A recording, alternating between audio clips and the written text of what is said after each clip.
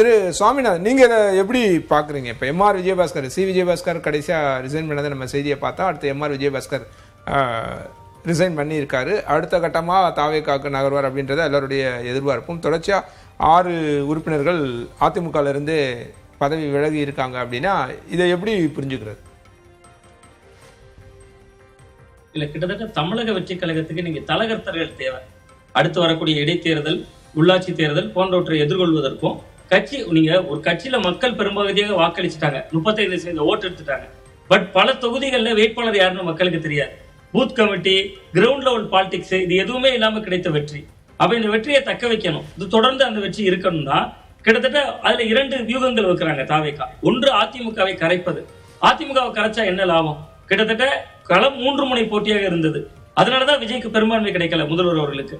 ஒருவேளை களத்துல இருமுனை போட்டியாக இருந்தா திமுக வெர்சஸ் டிவிகே அவர் சொன்னதுக்கு டிஎம்கே மட்டும்தான் போட்டியில் இருந்தா இந்த 47 இடங்கள்ல பெரும்பான்மையான இடங்கள் தாவேகாவை நோக்கி வந்திருக்கலாம்.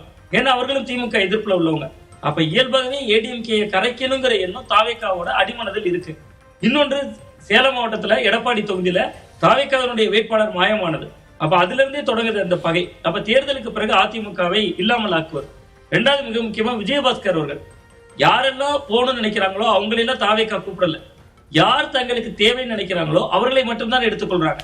இப்ப இன்னைக்கு நீங்க இதுல பாத்தீங்கன்னா ரொம்ப முக்கியமா இந்த கரூர் தொகுதியில வெறும் 2000 ஓட்டுக்குள்ளதான், 1800 ஓட்டுக்குள்ளதான் ஜெயிக்கிறார்.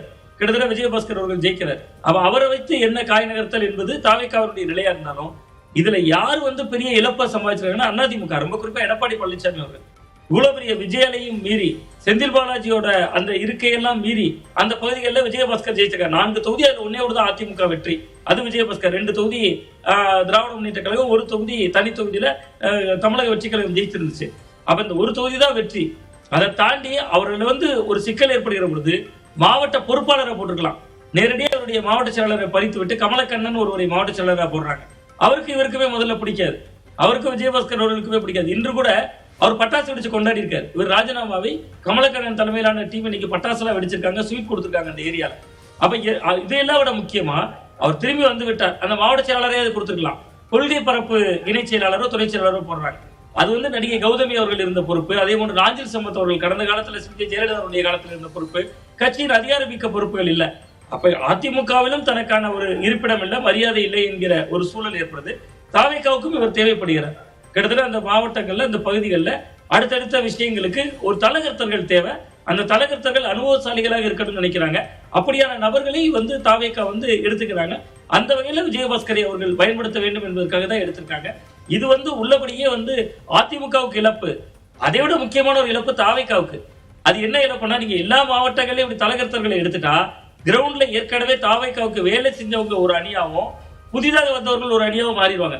அண்மையில அதிமுகவில் இருந்து தாவேகாவில் இணைந்த ஒரு நண்பர் என்ன சொன்னார், நாங்கெல்லாம் காலையில கட்சி ஆபீஸ் போவோம், காலையில 10 மணிக்கு போனா சாயந்தரம் 5 மணி வரைக்கும் பார்ட்டி ஆபீஸ்ல சும்மா உட்கார்ந்துருப்போம், ஒரு 4 டீ குடிப்போம், பார்ட்டி ஆபீஸ்ல வருகை புத்தக பதிவேடு இருக்கும், அதுல கையெழுத்து போடுவோம், நாங்க பாட்டுக்கு உட்கார்ந்து ஜாலியா பேசிட்டு இருப்போம். இங்க நான் அப்படி ஒரு பார்ட்டி ஆபீஸ்குள்ள போயிருந்தேன், தாவேகா ஆபீஸ்குள்ள.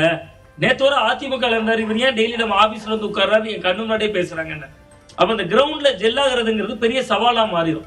தாவேகாவுக்குள்ள அது ஒரு கோஷ்டி அரசியலையும் உருவாக்கும் அப்படின்னு நான் நினைக்கிறேன். பட் தாவேகாவினுடைய ஆட்டத்துல சாமர்த்தியமும் இருக்கு, அவங்களையே அது திருப்பி தாக்குற விஷயமும் அதுக்குள்ள இருக்குன்னு தான் நான் பாக்குறேன். கிரவுண்ட்ல ஏற்கனவே களப்பணி செஞ்சவங்க சோர்வடைஞ்சிருவாங்க. இப்ப கரூர்ல தான் மதியழகன் மேல அதிருப்தி இருந்தாலும் கூட அவர் அந்த விவகாரத்துல சிறையிலே இருந்தவர். அவர் அந்த மாவட்ட செயலாளர் அவர் சிறையிலே இருந்தார் கரூர் சம்பவத்தின் போது. இது போன்ற இடங்கள்ல அவங்களோட ஃபாலோவர்ஸ் இருப்பாங்க, அவங்க எதிராக திரும்புறதுக்கும் வாய்ப்பு இருக்குன்னு பாக்குறேன்.